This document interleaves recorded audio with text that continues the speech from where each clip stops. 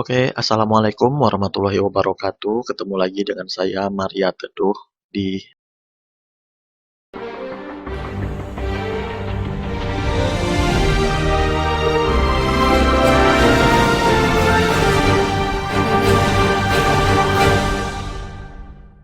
Samise, Sahabat Misterius Sejati. Oke, pertama-tama saya mohon maaf dulu ya. Saya akan klarifikasi untuk teman-teman saya yang non-muslim ya, yang menonton video saya sebelumnya. Saya menyebut teman-teman non-muslim dengan sebutan kafir ya. Jadi ada beberapa teman-teman saya yang inbox untuk menggunakan bahasa yang mereka terima. Jadi kata kafir itu sudah berkonotasi negatif bagi mereka ya. Eh, jadi konotasi negatif ini pergeseran dari makna konotasi yang awalnya positif menjadi negatif. Contoh lain dari konotasi negatif ini kata Cina. Nah, teman-teman kita yang keturunan Cina zamannya Pak Soeharto dulu, zaman-zaman Orde Baru dulu, kan sering sering dibully dasar Cina gitu ya, zaman-zaman dulu ya. Dasar Cina kamu, nah gitu-gitu. Nah, sehingga di dalam kehidupan bersosial kita, kata Cina menjadi konotasi negatif. Jadi ada beberapa dari teman-teman keturunan Cina kita yang tidak ingin disebut mereka Cina. Akhirnya ada sebutan mereka keturunan Tionghoa ya. Ada lagi teman-teman kita yang dari Malaysia, kadang mereka sebut kita Indon ya, orang Indon. Nah, kata Indon tersebut sebenarnya mereka menyingkat kata Indonesia tersebut. Jadi dia menyebut kita orang Indon dengan menyingkat, tetapi kata Indon berubah konotasi ya di Malaysia tersebut karena ketika mereka memarahi anaknya yang tidak mau belajar misalnya gitu kan, tidak mau belajar, anaknya malas-malasan, mereka akan menyebut gini, ngapa tak belajar, nak jadi Indon, nah, seperti itu ya. Jadi sehingga lama-lama kata Indon sendiri berkonotasi negatif bagi orang-orang Malaysia gitu. Nah, jadi teman-teman yang di Indonesia jadi sensitif juga dengan kata Indon.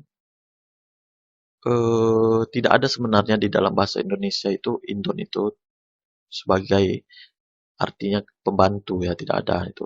Jadi sebenarnya itu hanya singkatan untuk menyingkat kata Indonesia terlalu panjang, menyebut Indonesia ya sudah sebut Indon gitu, karena ingin cepat bicaranya gitu kan. Nah, jadi untuk konotasi negatif dari kata kafir, ya saya untuk menghormati orang-orang non-muslim, teman-teman saya yang non-muslim, saya akan menggunakan apa yang mereka minta ya. Jadi bahasa yang saya gunakan yaitu non-muslim ya. Jadi mohon maaf ya untuk video pertama saya kemarin saya tidak tahu karena bagi saya kata kafir kan masih berkonotasi positif. Oke.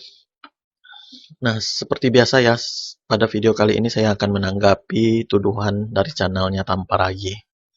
Nah, pada kali ini saya akan menjawab video Tanpa Ragi pada judul Jin di dalam Alkitab dan Al-Quran. Mari kita dengar tuduhan dari beliau ini.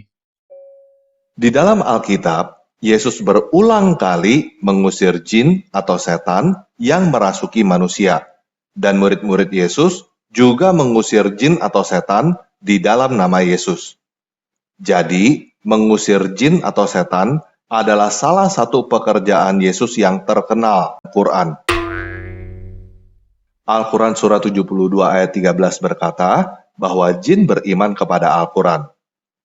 Bahkan Al-Quran Surah 72 ayat 19 berkata, dan sesungguhnya ketika hamba Allah dalam kurung Muhammad berdiri menyembahnya dalam kurung melaksanakan sholat, mereka dalam kurung jin-jin itu berdesakan mengerumuninya. Fenomena ini jauh berbeda dengan fenomena yang ada di dalam Alkitab. Contohnya, Raja Saul yang diganggu oleh roh jahat pada 1 Samuel 16. Setiap kali roh jahat itu hinggap pada Saul, Daud mengambil kecapi dan memainkannya, sehingga roh jahat itu pergi dari Saul. Jadi menurut Alkitab, Mazmur yang dinyanyikan Daud membuat roh jahat pergi. Sedangkan menurut Al-Quran surat 72 ayat 19, sholat membuat jin mengurumuni Muhammad. Oke, pada video ini tanpa lagi salah paham dengan kata jin ya. Beliau mengatakan jin itu sama dengan setan, sedangkan pada faktanya, menurut ajaran Islam yang saya anut, setan dan jin itu berbeda. Sebenarnya si Tamparagi ini ada lagi makhluk lain yang disebutnya ya, yaitu roh. Nah, kata roh sendiri itu dipakai si Tamparagi ini dan juga kepada arah kepada setan ya, roh jahat gitu kan. Nah, roh sendiri di dalam ajaran Islam itu dilarang untuk ditafsirkan ya sesuka hati kita karena itu hak prerogatifnya Allah ya gitu ya. Jadi itu tidak ada hak saya untuk menerjemahkan, menafsirkan kata roh tersebut. Jadi yang kita bahas di sini adalah perbedaan antara jin dan setan ya. Oke ya. Nah, apa itu jin? Sekarang kita pahami dulu makna dari jin menurut ajaran Islam ya. Karena ini menurut ajaran Islam, tentu kita menggunakan Al-Quran ya, bukan Alkitab ya. Jadi saya tidak tahu apakah ada kata jin di dalam Alkitab atau tidak, saya tidak peduli. Yang saya tanggapi hanyalah beberapa tuduhan dari si Tamparagi. Saya nggak peduli dengan agama Kristen yang dipromosikannya pada videonya yang ini ya. Jadi di dalam ajaran Islam, untuk memaknai kata jin, kita harus merujuk kepada kitab umat Islam ya, yaitu Al-Quran, bukan kitab dari agama lain, karena yang kita gunakan istilah dalam agama Islam ya. Islam dan Kristen itu beda, jadi apa yang menjadi istilah di dalam Islam jangan dicampur adukkan dengan istilahnya Kristen. Nah, gitu. Jadi, oke, kita kembali pada topik kita ya. Nah, eh untuk kata jin sendiri di dalam Al-Qur'an surat 72 ayat 11 disebutkan bahwa dan sesungguhnya di antara kami dalam kurung jin ya sebenarnya kan. Ini yang bicarakan jin. Ada orang-orang yang soleh dan di antara kami pula yang tidak demikian halnya. Adalah kami menempuh jalan yang berbeda-beda. Nah, jadi di antara jin ini ada yang soleh dan ada pula yang tidak soleh ya. Nah, di dalam surah 72 ayat 19 juga dikatakan, dan bahwasanya tatkala hamba Allah berdiri menyembahnya, mengerjakan ibadah, hampir saja jin-jin itu desak-mendesak mengerumuninya. Nah, seperti itu ya. Nah, di ayat 72 ayat 19 ini jelas ya mengatakan bahwa jin itu menggerumuni Nabi Muhammad ketika beribadah ya, mengerjakan ibadah. Nah, artinya apa? Berarti jin ini memang ada yang baik. Sudah paham ya? Jadi dari surah 72 ayat 11 dengan 72 ayat 19 ini jelas membedakan bahwa jin-jin itu tidak hanya ada yang jahat dan tetapi ada juga yang baik ya. Di dalam surah 55 ayat 15 dikatakan bahwa jin itu diciptakan dari nyala api. Sama di dalam surat 15 ayat 27 juga disebutkan bahwa jin itu terbuat dari api. Nah, jadi dari ayat-ayat Al-Quran ini dapat kita simpulkan ya, bahwa jin ini adalah makhluk yang berpikir sama dengan manusia. Dia tercipta dari bahan lain daripada bahan yang diciptakan oleh manusia. Jadi dia tercipta dari api, tetapi dia juga mempunyai pikiran seperti manusia. Nah, di antara makhluk jin ini ada juga yang beriman kepada Allah dan juga ada yang kafir terhadap Allah. Ada yang baik juga, ada juga yang jahat ya. Nah, nah sudah dapat ya kesimpulan kita, jin itu makhluk yang sama juga seperti kita manusia, tetapi alamnya berbeda. Dia tercipta dari api sementara kita dari tanah. Dan dia juga diberikan kehendak bebas oleh Allah untuk memilih jalan yang baik dan jalan yang buruk ya. Nah, sekarang apa itu setan? Kata setan itu yang kita gunakan adalah bahasa di dalam ajaran Islam ya. Nah, Untuk mengetahui apa itu setan, kita harus merujuk lagi kepada Al-Quran ya. Coba buka surah Al-Baqarah atau surah kedua ayat 38 sampai 39. Lalu keduanya digelincirkan oleh setan dari surga itu dan dikeluarkan dari keadaan semula. Dan kami berfirman, turunlah kamu sebagaimana kamu menjadi musuh yang lain.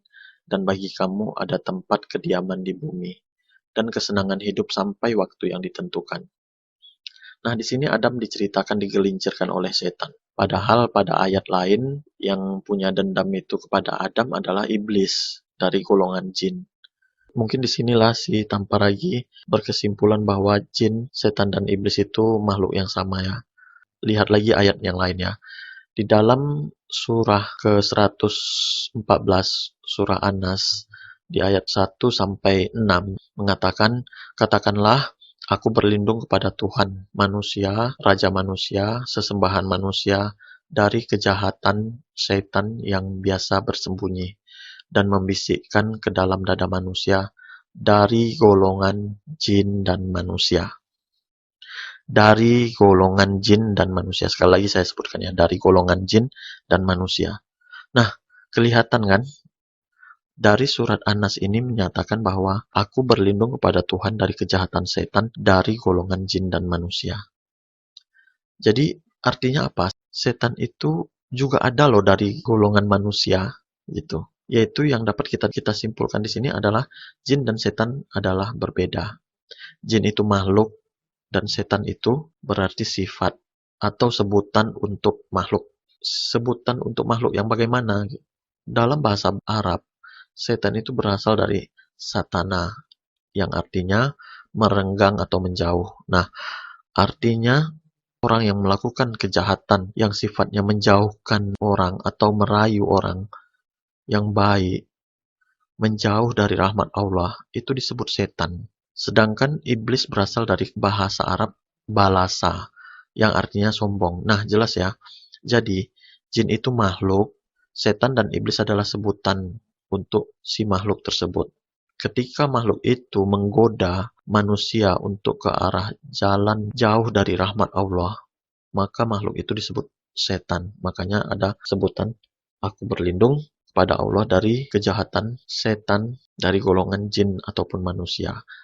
Nah, iblis sendiri sebutan kepada makhluk yang merasa lebih atau sombong ya. Nah, begitu ya. Paham ya teman-teman ya? Mari kita simak lagi tuduhan dari Tamparagi berikut ini ya. 18 ayat 50, 20 ayat 116, 38 ayat 71 sampai 74, Allah menyuruh semua malaikat sujud kepada Adam. Kemudian semuanya sujud kepada Adam kecuali iblis. Karena iblis tidak sujud kepada Adam, maka iblis dihukum oleh Allah. Sebenarnya ada yang janggal pada cerita ini. Di dalam Al-Quran Surah 7 ayat 12, Surah 15 ayat 32-33, Allah bertanya, kenapa iblis tidak ikutan sujud kepada Adam? Lalu, iblis menjawab, karena dia diciptakan dari api, sedangkan Adam dari tanah. Seharusnya, dia balik bertanya, kapan dia disuruh sujud? Yang disuruh sujud kan malaikat, bukan jin. Jadi Tamparagi berprasangka bahwa beberapa ayat Al-Quran yang dikutipnya itu menerangkan bahwa yang disuruh sujud kepada Adam adalah malaikat. Lalu iblis tidak sujud, kok malah ditegur oleh Allah ya. Nah, kan gitu ya, maksud dari Tamparagi gitu ya. Nah, begini ya teman-teman. Di dalam ajaran Islam, malaikat yang kita kenal adalah suruhan Allah. Dia itu perantara antara Allah pada makhluk lainnya. Dia yang menyampaikan firman kepada makhluk lainnya, termasuk bangsa jin dan termasuk juga bangsa malaikat ataupun manusia. Nah, begitu ya. Nah, begini ya, misalnya nih, saya analogikan begini. Dalam suatu kelompok ya, sekolah lah, anggap sekolah, ada terdiri dari guru dan anggota OSIS. Nah, salah satu guru dijadikan penyambung lidah oleh kepala sekolah. disebutlah utusannya, atau kita sebutnya malaikat. Anggap dia sebagai malaikatnya si kepala sekolah. Nah, si kepala sekolah ini cukup bicara kepada si guru ini, yang sebagai pesuruh ini, perantara ini. Bagaimana cara dia menyuruhnya? Dia cukup bicara, kalian bersihkan bagian kamar mandi. Nah, artinya si kepala sekolah bukan menyuruh ini si perantara tadi, bukan menyuruh si perantara saja, tetapi semua tim dari si yang disuruh itu. Tetapi maksudnya dia menyuruh kepada tim kebersihan itu untuk membersihkan kamar mandi. Hai utusan atau hai malaikat, nih upah hari ini, bagi-bagi ya. Apa maksudnya itu? Apakah bagi-bagi antar para guru? Karena yang menjadi utusan itu adalah para guru? Enggak kan? Jadi artinya si kepala sekolah menyuruh si utusan ini untuk membagikan yang terlibat di dalam kebersihan itu. Nah, paham ya? Paham di situ ya? Jadi jelas maksud Allah di dalam surat kedua ayat ke-34 itu menerangkan kepada kita bahwa Allah cukup cukup menerangkan kepada kita bahwa Allah cukup mengutus malaikat untuk menyampaikan perintah sujud kepada seluruh makhluk untuk sujud kepada Adam. Nah, jadi bukan hanya malaikat saja, tetapi gunung, jin, malaikat juga sujud kepada Adam. Ya, oke lah ya. Lanjut ya pada video tanpa ragi berikutnya. Mengajarkan untuk hanya sujud kepada yang menciptakan, bukan kepada yang diciptakan. Seharusnya si iblis menjawab bahwa dia hanya mau sujud kepada yang menciptakan, bukan kepada yang diciptakan. Lalu pertanyakan, kenapa Allah menyuruh makhluk sujud kepada makhluk? Jadi begini, pada ayat 16, 49 dan 4137 mengatakan untuk sujud hanya kepada Allah ya, bukan kepada yang diciptakan. Ini kontradiksi dengan yang diperintahkan oleh Allah makhluk lain untuk sujud kepada Adam. Nah, itu ya maksud dari si Tamparagi pada video ini ya. Jadi begini, untuk memahami hal ini kita pahami dulu makna dari kata ibadah ya.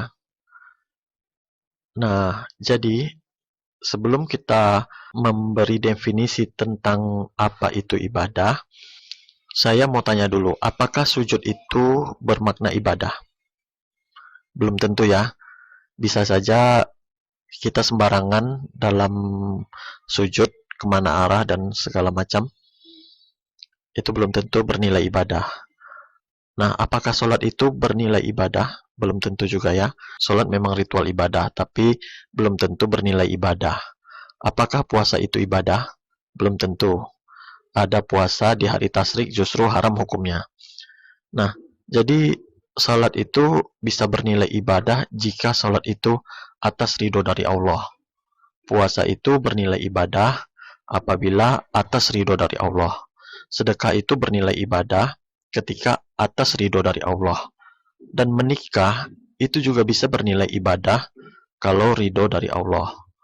Bekerja di kantor, menjadi karyawan yang baik, apakah bisa bernilai ibadah? Tentu saja apabila dilakukan karena berharap ridho dari Allah. Bertani, apakah bisa bernilai ibadah? Tentu saja bisa apabila dilakukan karena berharap ridho dari Allah. Jadi apa kesimpulannya? Apa itu ibadah? Dari sini kita bisa menarik kesimpulan ibadah adalah seluruh kegiatan kita manusia yang dilakukan atas mencari ridho dari Allah. Jadi itu sebabnya ada orang yang secara fisik rajin ibadah, belum tentu dia terhindar dari perbuatan keji dan mungkar ya. Dia masih korupsi, dia masih mencuri, bahkan memperkosa. Padahal katanya ibadah itu mencegah dari perbuatan keji dan mungkar ya kan. Artinya orang yang terlihat secara fisik rajin ibadah, belum tentu kegiatan ibadah fisiknya itu bernilai ibadah di mata Tuhan. Tapi orang yang setiap aktivitasnya hanya berharap ridho dari Allah, pasti seluruh kegiatannya juga bernilai ibadah. Yang mana di dalam pikirannya sudah tertanam merasa diawasi oleh Tuhan. Orang yang dimanapun dia merasa diawasi oleh Tuhannya, dia akan takut untuk melakukan kegiatan yang tidak diridhoi oleh Allah, seperti kegiatan yang melakukan perbuatan keji dan mungkar. Nah, sehingga makan babi pun itu bisa bernilai ibadah. Kenapa? Karena bukan ingin mencapai kepuasannya ya, hasrat nafsu, tapi ketika seorang muslim terdampar di suatu pulau tanpa bahan makanan sedikit pun, demi kebaikan dirinya, demi kemanusiaan, maka babi yang dia jumpai itu halal baginya untuk dimakan. Nah, seluruh kegiatan karena berharap ridho dari Allah itu bisa bernilai ibadah. Nah, babi yang dilarang oleh Allah untuk dimakan bisa bernilai ibadah apabila memakannya dalam kondisi di mana untuk menyelamatkan nyawa manusia. Nah, bagaimana kalau sebuah perintah? Jadi seperti ini, misalnya Allah memerintahkan kita untuk sujud kepada Adam. Nah, itu kan sebuah perintah berarti. Contoh lain, misalnya membunuh anak sendiri. Membunuh anak sendiri itu dosa atau tidak? Nah, kalau misalnya itu dosa, bagaimana dengan Nabi Ibrahim? Karena di sana ada perintah dari Allah, maka itu bisa bernilai ibadah. Sedangkan yang berupa kegiatan yang berharap akan ridho dari Allah aja, itu bernilai ibadah, apalagi dalam bentuk perintah. Tentu hal itu sudah pasti memang diridhoi oleh Allah. Nah, ketika Allah memerintahkan seluruh makhluk untuk sujud kepada Adam, artinya apa? Harus kita lakukan sebagai bentuk kepatuhan kita kepada Allah. Nah, itulah yang justru besar nilai ibadahnya. Paham ya? Oke, kita dengar lagi apa kata Tamparagi ya. Tuhan selain Allah yang membuat ketetapan untuk memenuhi neraka dengan jin dan manusia. Untungnya ada Tuhan lain yang bisa dipilih selain Allah. Tuhan yang ada di dalam Alkitab tidak pernah membuat ketetapan untuk memenuhi neraka dengan manusia. Yesus berkata di dalam Yohanes 10 ayat 25-30, Aku telah mengatakannya kepada kamu, tetapi kamu tidak percaya. Pekerjaan-pekerjaan yang kulakukan dalam nama Bapa-Ku, itulah yang memberikan kesaksian tentang Aku. Tetapi kamu tidak percaya, karena kamu tidak termasuk domba-dombaku. Domba-dombaku mendengarkan suaraku, dan aku mengenal mereka. Dan mereka mengikut aku, dan aku memberikan hidup yang kekal kepada mereka. Mereka pasti tidak akan binasa sampai selama-lamanya. Dan seorang pun tidak akan merebut mereka dari tanganku. Bapakku yang memberikan mereka kepadaku lebih besar daripada siapapun. Dan siapapun tidak dapat merebut mereka dari tangan Bapa. Aku dan Bapa adalah satu. Nah, di sini Tamparagi menuduh bahwa umat Islam pasti masuk neraka karena sudah ketetapan Allah, jin dan manusia pasti masuk neraka. Semuanya. Sementara dia mengatakan orang yang menjadi domba Yesus tidak akan masuk neraka. Sekarang pertanyaan saya begini, yang bukan domba Yesus itu termasuk manusia atau bukan? Ada lebih dari separuh dunia di bumi ini yang tidak beragama Kristen dan bukan pengikut Yesus. Dari 100% pengikut Yesus itu juga ada jutaan manusia yang dianggap bidat oleh Tamparagi ya. Nah, dari semua total manusia itu, apakah mereka bukan manusia? Ada berapa zaman juga yang kita lampaui sebelum Yesus dan setelah Yesus wafat, yang tidak menjadi pengikut bagi Yesus? Apakah semua mereka bukan manusia? Artinya, manusia-manusia yang bukan pengikut Yesus versi Tamparagi itu masuk surga atau neraka. Kenapa saya katakan pengikut Yesus versi Tamparagi? Nah, banyak ya video Tamparagi yang menuduh pengikut Yesus lainnya dianggap bidat olehnya. Dan bahkan dia mengatakan LAI salah dalam menerjemahkan kata-kata di dalam Alkitab. Gak mungkin dia mau mengatakan manusia lain yang bukan pengikut Yesus, yang bukan dombanya Yesus, bakalan juga masuk surga kan? Berarti masuk neraka dong kalau tidak masuk surga. Nah, artinya ada banyak manusia yang bakalan masuk neraka. Sekarang jin. Dari semua jin, apakah ada jin yang menjadi pengikut Yesus? Pasti tidak ada ya. Karena pada durasi sebelumnya, tanpa ragu jelas mengatakan jin dan setan adalah sama. Nah, apakah seluruh jin masuk surga? Tentu saja tidak. Pastinya jin adalah masuk neraka. Nah, oke, sepakat ya. Berarti isi neraka versi Kristen kita simpulkan adalah berisi manusia dan jin. Nggak mungkin hewan dan tumbuhan ya. Nggak mungkin kan? Nah, itu artinya neraka versi Kristen dipenuhi oleh apa? Jin dan manusia. Nggak mungkin para domba kan?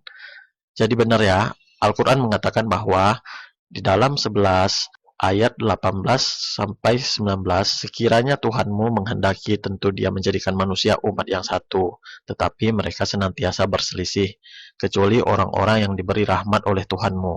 Dan untuk itulah Allah menciptakan mereka, telah sempurna kalimat Tuhanmu, sesungguhnya aku akan memenuhi neraka jahanam dengan jin dan manusia semuanya. Jelaskan, isi neraka bukan hewan atau tumbuhan, tapi adalah jin dan manusia. Nah, jin dan manusia yang bagaimana? Untuk memahami ayat ini tentu harus merujuk kepada ayat sebelumnya. Ayat sebelumnya di dalam 116 sampai 119 disebutkan bahwa maka mengapa tidak ada dari umat-umat yang sebelum kamu orang-orang mempunyai keutamaan yang melarang daripada mengerjakan kerusakan di muka bumi, kecuali sebagian kecil di antara orang-orang yang telah kami selamatkan di antara mereka. Dan orang-orang yang zalim hanya mementingkan kenikmatan yang mewah yang ada pada mereka, dan mereka adalah orang-orang yang berdosa. Nah, di sini ditekankan mereka adalah orang-orang yang berdosa. Jadi ayat berikutnya tentu mereka yang dimaksud adalah orang-orang yang berdosa ya. Dan Tuhanmu sekali-kali tidak akan membinasakan negeri-negeri secara zalim, sedangkan penduduknya adalah orang-orang yang berbuat kebaikan. Jikalau Tuhanmu menghendaki, tentu dia menjadikan manusia umat yang satu, tetapi mereka senantiasa berselisih pendapat. Tetapi mereka senantiasa berselisih pendapat. Siapa mereka di sana? Adalah tentu orang-orang yang berdosa yang dimaksud dari ayat sebelumnya ya. Nah, kecuali orang-orang yang diberi rahmat oleh Tuhanmu. Dan untuk itulah Allah menciptakan mereka. Siapa mereka di sana? Adalah orang-orang yang berdosa seperti kalimat sebelumnya ya. Nah, kalimat Tuhanmu atau keputusannya telah ditetapkan, sesungguhnya aku akan memenuhi neraka jahanam dengan jin dan manusia semuanya. Jelas ya? Jadi jin dan manusia semuanya, yaitu siapa semuanya di sana? Bahwasanya mereka adalah orang-orang yang berdosa. Nah, jelas ya, teman-teman non-muslim sebagiannya, semuanya ya. Oke, sekian dulu video saya kali ini.